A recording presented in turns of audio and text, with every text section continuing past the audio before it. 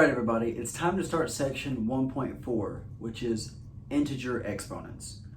On the left side of the board over here, I have the properties of exponents. Let's go over those quickly just to make sure that we've got them down. You should have those memorized pretty soon if you don't already. The first one says that anything raised to the zero power is always equal to 1. Second, we have if two things are multiplied together and they have the same base, we can add the exponents together.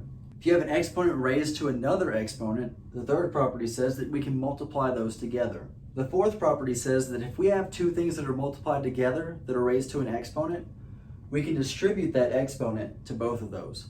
Do want to make sure that we note though that that's for two things that are multiplied together, not added. That doesn't work the same way.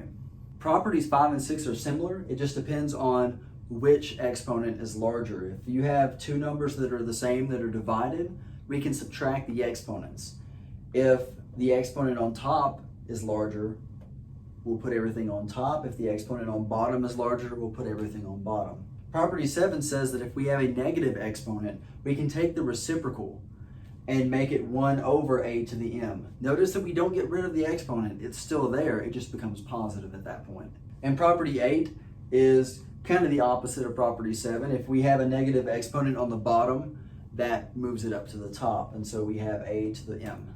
So let's do a few different examples. Examples A and B are really important because they show you the significance of parentheses when we're working with exponents. If we have negative 3 squared in parentheses, that's the same as saying negative 3 times negative 3. Negative 3 times negative 3 gives us a positive 9, and that's the answer. In example B, though, we have negative 3 squared, but it's not in parentheses.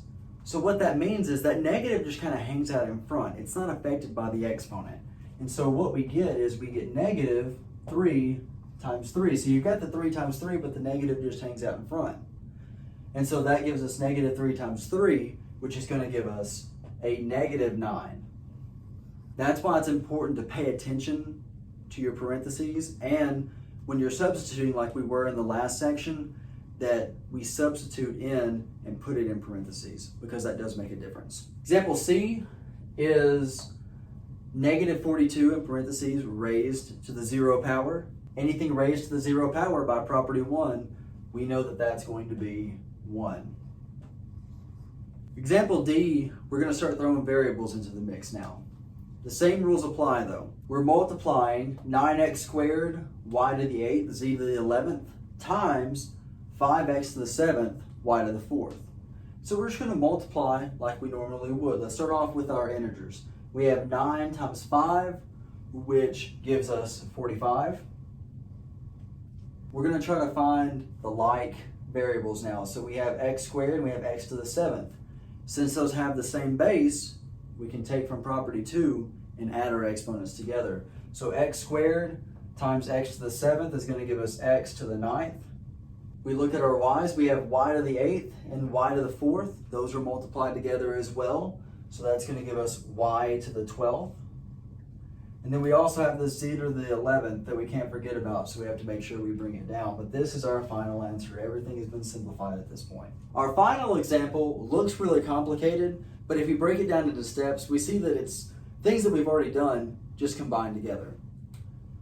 So we have 10 c to the 6th d to the negative 2, e to the 4th, over 6 cd, and all of that is in parentheses raised to the negative 2 power. Now we're going to kind of call back those order of operations and work inside the parentheses first to simplify everything down. And we're going to have to do a little bit of fraction work. So if we have 10 over 6, can that reduce? Is there a number that goes into both of those? There is. It's 2. So we can take that. That's going to give us a 5, and it's going to give us a 3 on the bottom. And now we're going to use properties 5 and 6 to simplify our variables. So we have c to the 6th, and we have c. Now they're divided, so we're going to subtract, but we need to look and see which number is larger.